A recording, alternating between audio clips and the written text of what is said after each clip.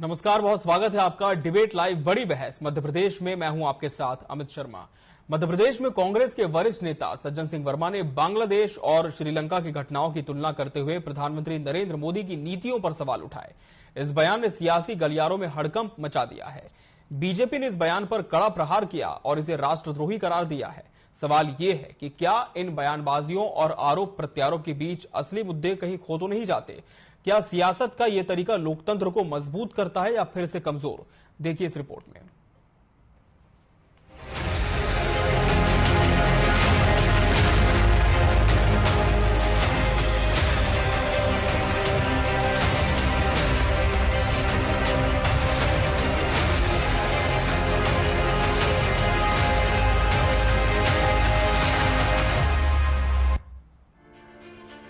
मंगलवार को इंदौर में कांग्रेस के प्रदर्शन के दौरान पूर्व मंत्री सज्जन सिंह वर्मा ने जो कहा, उससे बवाल खड़ा होना तय था।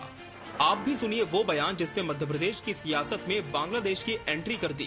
शेख हसीना की गलत नीतियों की वजह से, बांग्लादेश की सरकार की गलत नीतियों की वजह से कल प्रधानमंत्री आवास में घुस गई, राष्ट्रपति भवन में घुस गई। याद रखना नरेंद्र मोदी जी, इतनी जनता जितने सड़क पे हिलोरे ले रही है, तुम्हारी गलत नीतियों से तुम्हारा प्रधानमंत्री निवास में घुस जाएगी, कब्जा कर लेगी।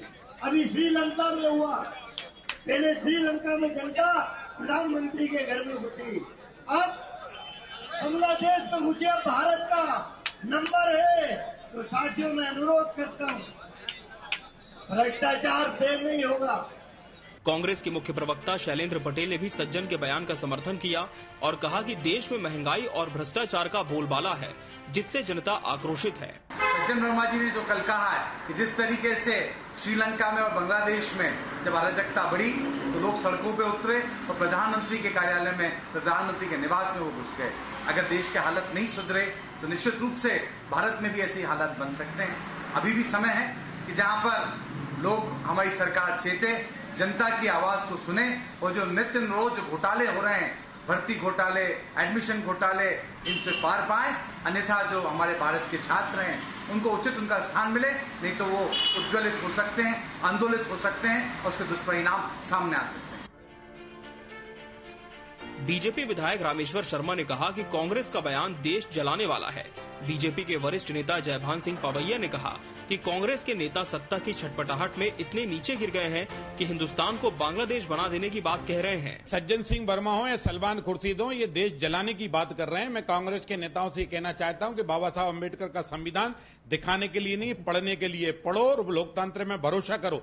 देश में किसी की बात पसंद नहीं है तो उसके लिए आप धरना आंदोलन कर सकते हो, घर नहीं जला सकते। भारत के प्रधानमंत्री जी का घर ये नरेंद्र मोदी जी का घर नहीं है। 140 करोड़ की आस्था, भरोसा, विश्वास और बाबा साहब अम्बेडकर के संविधान का घर है। इसका मतलब आप बाबा साहब अम्बेडकर के संविधान पे हमला करना चाहते हैं, आप जमात इस्लाम की भाषा देश में जलाना चाहते हैं, आप आतंकवाद की भाषा देश में लागू करना चाहते हैं, आप पाकिस्तान, बांग्लादेश से सीख लेना चाहते हैं। दुनिया हमारे लोकतंत्र सीखती है। श्रीमती इंदिरा गांधी ने देश में आपातकाल लगाया, लाखों लोगों को जेल में डाला, 19 महीने जेल में रहे। इसके बाद भी किसी ने प्रधानमंत्री जी का घर जलाने की बात नहीं की, क्योंकि लोगों को भरोसा था कि न्यायपालिका न्याय देगी। हम घर जलाकर न्याय नहीं मांगते, हम लोकतांत्रिक परंपराओं से न्याय मांगते हैं। और जिस तरह की भाषा सलमान खुर्शीद ने और सज्जन सिंह वर्मा ने बोली है, ये आतंकवाद की भाषा है, ये अलगाववाद की भाषा है, ये जमात इस्लाम और आतंकवाद से प्रेरित भाषा है। इसके लिए कांग्रेस के राष्ट्रीय अध्यक्ष खड़गे साहब और सोनिया गांधी जी और राहुल गांधी जी को देश से माफी मांगनी होगी।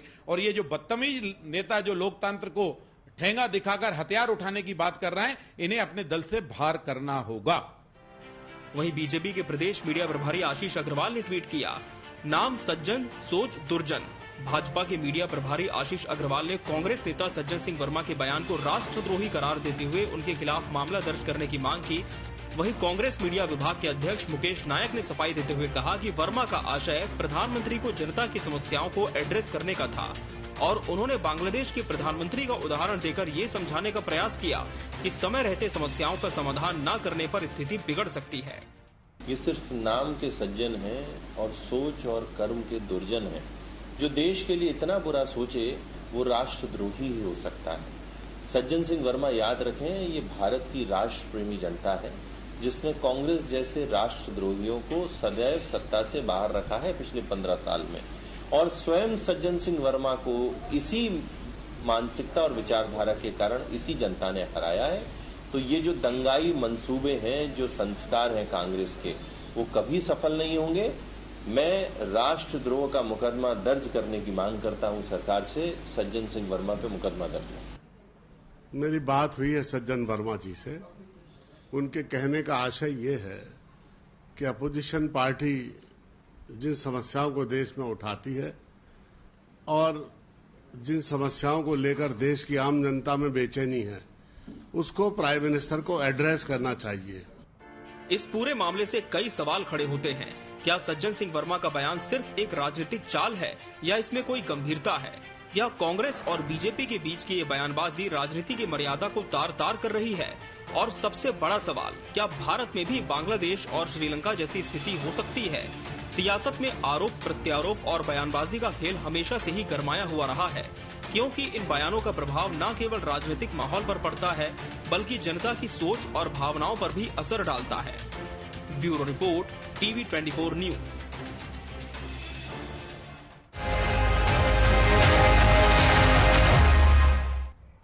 तो आज इसी विषय पर हम चर्चा करेंगे और इसके लिए हमारे साथ खास मेहमानों का पैनल भी जुड़ चुका है। हमारे साथ बीजेपी प्रवक्ता मिलन भार्गव जी जुड़े हैं। मिलन जी, बहुत बहुत स्वागत है आपका इस चर्चा में।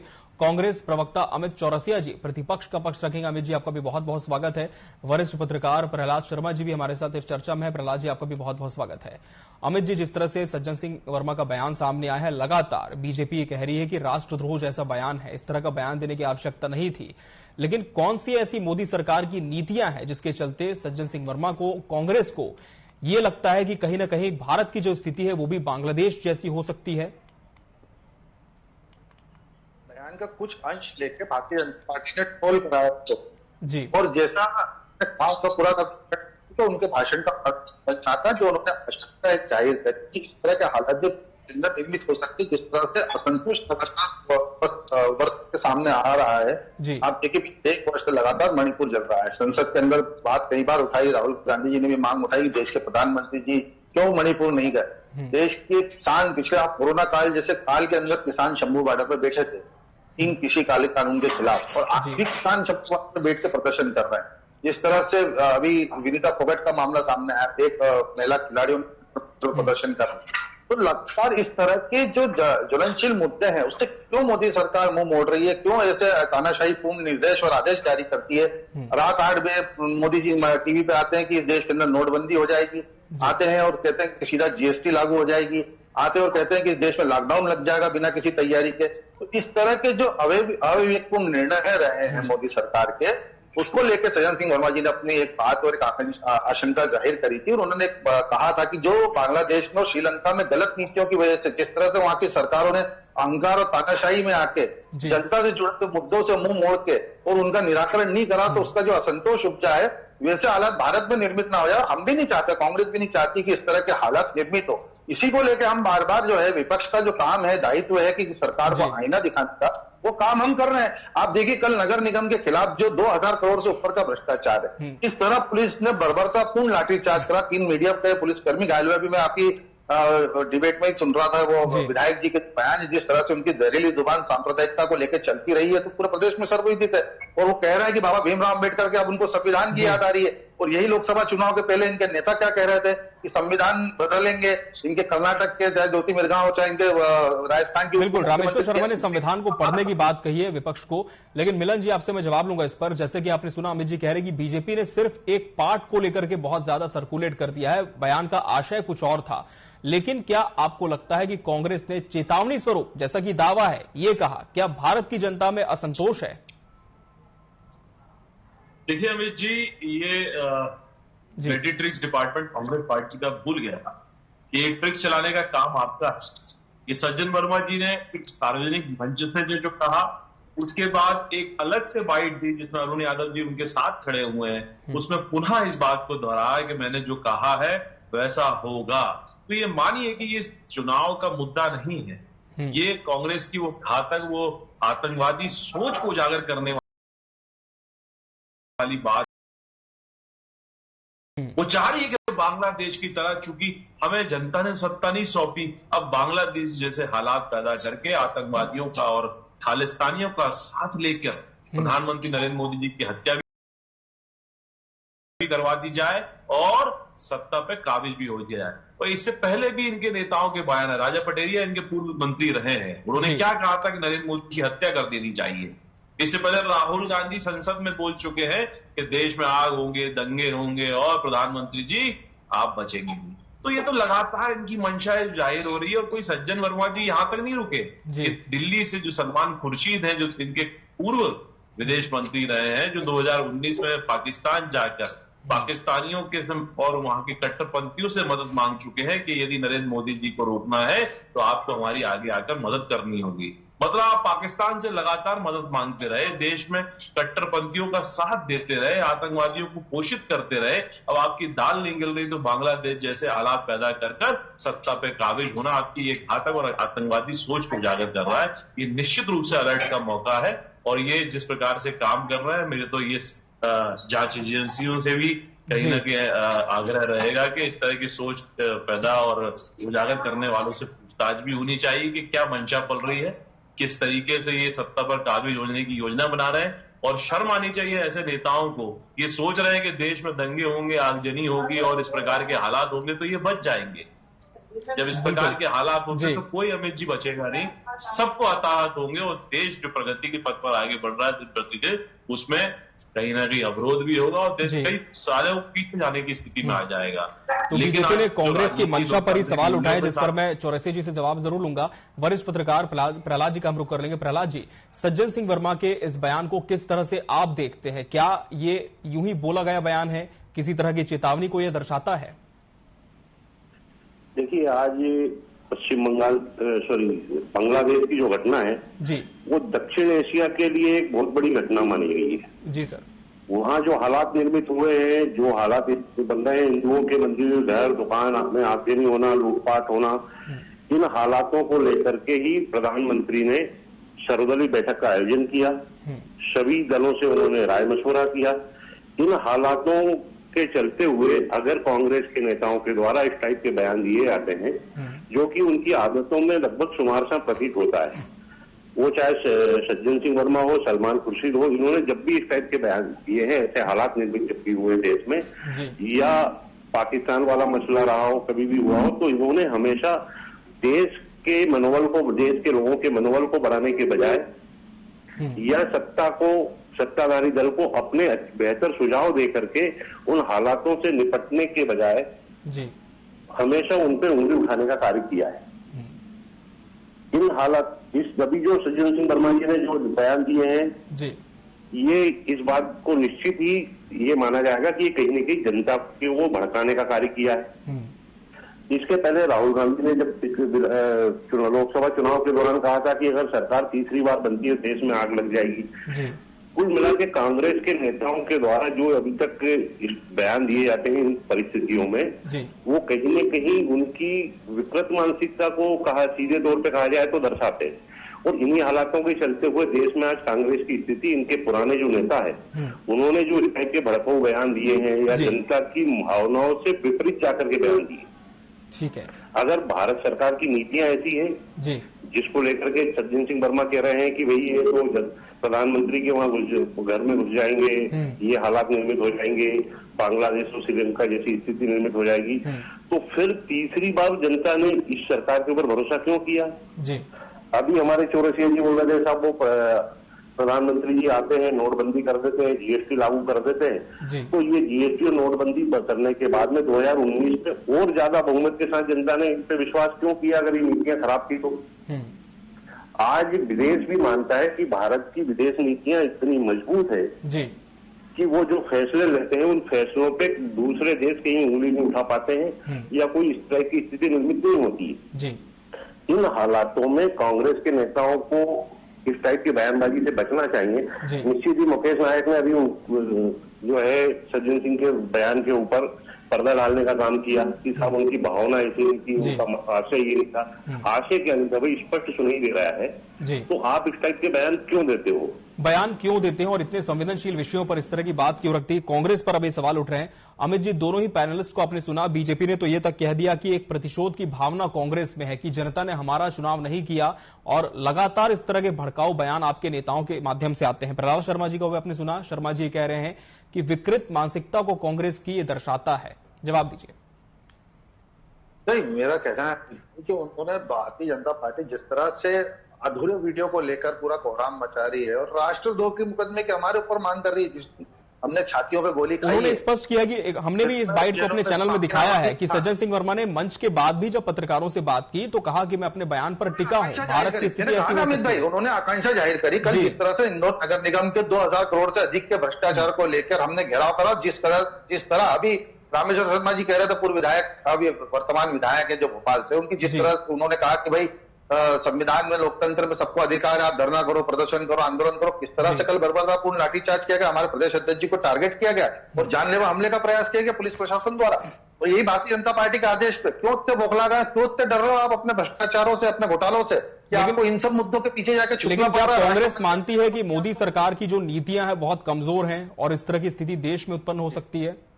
देखिए अमित भाई, उन्होंने यही कहा, उनका पूरे भाषण का मर्म यही था कि उन सरकारों ने तानाशाही पूर्ण रवैया अपना के जनता की मांगों को सिरे से खारिज करा और छोटी छोटी बातों को विकराल रूप होने दिया। वही तो हमने कहा, जिस तरह से कोरोना काल में जब पूरा देश इस तरह था, भयजदा था, उस समय उस दौर को देखिए आप अमित भाई। किसान आंदोलन कर रहे थे, बॉर्डर पे बैठे हुए थे, मैं झूठ तो नहीं कह रहा हूं, बैठे थे या नहीं बैठे थे? मतलब उन्होंने अपनी जान तक की परवाह नहीं करी कोरोना काल में, जब वो 3 कृषि कानून उनके ऊपर लादे गए, जब नोटबंदी ला दी गई, जब जीएसटी ला दी गई, तो तमाम विफलता है। और उसके बाद जिस तरह से हमारी बहन जो अभी फोगट जी, कल आप देखिए किस तरह से उन्होंने महिला खिलाड़ियों ने दिल्ली की बॉर्डर, दिल्ली में जंतर मंतर पर प्रदर्शन करा, और किस तरह दमन किया गया सरकार और पुलिस द्वारा, उनके प्रदर्शन का विरोध को किस तरह कुचला गया, किस तरह उनका आरोप लगाया गया। पंजाब के किसानों को क्या नहीं कहा, अभी हमारे साथी प्रवक्ता मिलन भाई खालिस्तानी होने का आरोप लगा रहे उन किसानों के ऊपर, जो पंजाब के किसान 700 किसान शहीद हो गए, और हमारी मोदी जी की जो सरकार है उन्होंने उनको श्रद्धांजलि तक देना उचित नहीं समझा सदन के अंदर। आज जातिगत जनगणना की मांग पूरा देश की मांग हो गई है और उससे आप भाग रहे हैं। अग्निवीर योजना आपने लाद दी सेना से बिना राज मशवरा करके। तो ये सारी आकांक्षाएं जो थी, आशंकाएं थी, उसी को लेके सज्जन सिंह वर्मा जी ने अपना एक अंदेशा जाहिर करा था। उसी को लेकर उन्होंने कहा भारतीय जनता पार्टी को अपनी समीक्षा करना चाहिए कि कहां किस नीति से असंतोष उपज रहा है, कहां जनता की बातें हैं जो जनता की बातें पूरी नहीं हो पा रही। मध्य प्रदेश की बात करें, नरसिंह घोटाला, व्यापम घोटाला, पटवारी घोटाला, तमाम घोटाले ने देश की बात करें, नीट जैसे एग्जाम के अंदर बच्चों का भविष्य दांव पे लग गया, पेपर आउट हो रहा है। तो ये क्या हो रहा है? ठीक है मिलन जी, आशंका जाहिर की, इस वजह से बयान दिया, बीजेपी ने तोड़ मरोड़ कर पेश किया। जवाब दीजिए। देखिए अमित भाई, ये तो अब मीडिया पे सीधे सीधे प्रहार है। किस तरह का आपने भी बाइट दिखाई, आपके चैनल पे दिखाई, 2 बार दिखाई।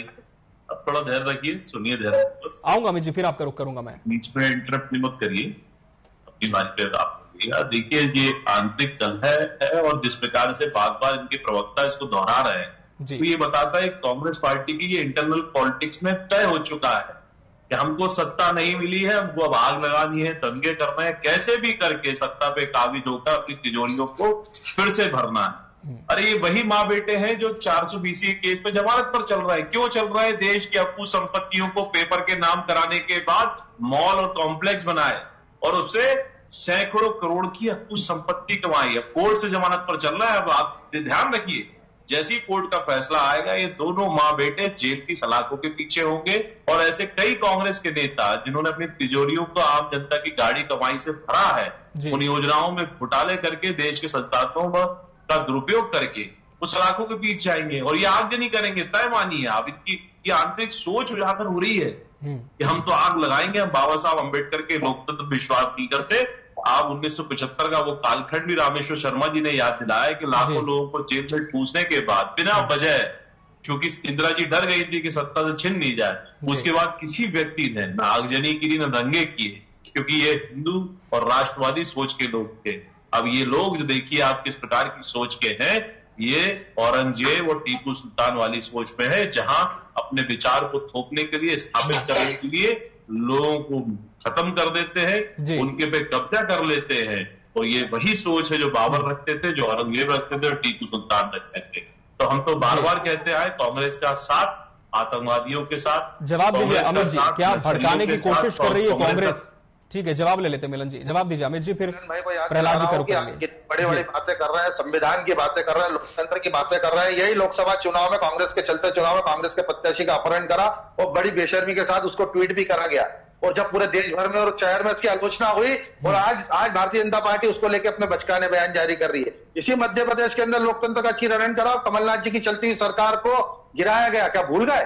तो सरकार की लोलुपता, सरकार की कितनी जरूरत आप भारतीय जनता पार्टी को, ये पूरे प्रदेश और देश की जनता ने भी देखा कि साम दाम दंड भेंट लगा के किस तरह सरकारें हथियाई जाती, किस तरह चलती सरकारों को गिराया जाता है। गोवा उसका उदाहरण है, महाराष्ट्र उसका उदाहरण है। और ये बात कर रहे हैं संविधान और लोकतंत्र की। देश के 2 मुख्यमंत्रियों को इन्होंने बिना सबूत के जेल के अंदर डाला, जिसमें हेमंत सोरेन जी अभी जेल से निकल के बाहर आए। अरे दिल्ली में 100 करोड़ का घोटाला होता है और आप मुख्यमंत्री सहित पूरी सरकार को जेल में डाल देते हैं। या इंदौर शहर के अंदर 2,000 करोड़ का घोटाला होता है और बोलने वाला कोई नहीं है। छोटे ठेकेदारों पे कार्रवाई कर देते हैं, छोटे कर्मचारियों पे कार्रवाई कर देते हैं। ठीक है, तो आरोप अपनी जगह प्रहलाद जी का रुख कर लेते हैं। प्रहलाद जी, अब ये बयान जो कि जारी हो चुका है, कांग्रेस अब भी इस बयान के साथ खड़ी है। कांग्रेस बार बार ये कह रही है कि सिर्फ एक आशंका जाहिर करते हुए बयान दिया गया था, लेकिन किस तरह से प्रहलाद जी इस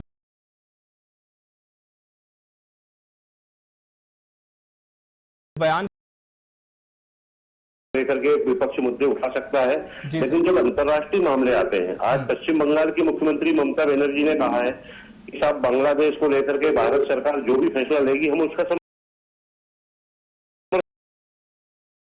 क्या कांग्रेस के नेता ये नहीं कह सकते कि साहब इस समय जो है उत्तर बंगाल असम की सीमाओं पर हिंदू भारत से शरण मांग रहे हैं, वहां जो हालात निर्मित है उसके लिए भारत सरकार कोई ठोस फैसला ले, हम उसका समर्थन करेंगे। जब अंतर्राष्ट्रीय स्तर के मामले आए तो वहां पे सरकार को, हमारे देश की सरकार को मजबूत करने के लिए सभी दलों की नैतिक जवाबदारी बनती है। हम स्थानीय मुद्दों को लेकर के इस टाइप की बयानबाजी करने जाएं, हम ये नहीं देख रहे हैं कि आज बांग्लादेश के अंदर जो है 1964 में 8 करोड़ की आबादी थी जो घट के 1 करोड़ 30 लाख हुई हिंदुओं की। उन स्थितियों में हम जो है वहां पे जो उनपे अत्याचार हो रहा है, जो हालात निर्मित हो रहे हैं, उन हालातों में हम सरकार के साथ खड़े होकर के ये दिखाएं कि हमारे अंदरूनी मामले चाहे जो भी हों वो उससे हम निपटते रहेंगे, वो इतर है। लेकिन जब अंतर्राष्ट्रीय स्तर पे देश की सुरक्षा और उसकी चीज को लेकर के बात आएगी या हिंदुओं को लेकर के इस टाइप की बातें आएगी तो हम वहां पे सरकार के साथ में हैं। हम इन चीजों पे क्यों नहीं कांग्रेस के नेता बल प्रदान करते हैं? बिल्कुल, तो आरोप प्रत्यारोप अपनी जगह। फिलहाल कोशिश यही होनी चाहिए कि जिस तरह के संवेदनशील विषय होते हैं, विवादास्पद बयानों से बचने से इतर साथ मिलजुल कर कोई नतीजा निकले, ये सबका प्रयास होना चाहिए। बहरहाल समय हमारे पास इतना ही था इस चर्चा के लिए। आप सभी मेहमानों का बहुत बहुत धन्यवाद हमसे इस चर्चा में जुड़ने के लिए और इसका हिस्सा बनने के लिए। इसी के साथ बड़ी बहस डिबेट लाइव मध्य प्रदेश में आज के लिए फिलहाल इतना ही। मुझे और मेरी पूरी टीम को दीजिए इजाजत। नमस्कार।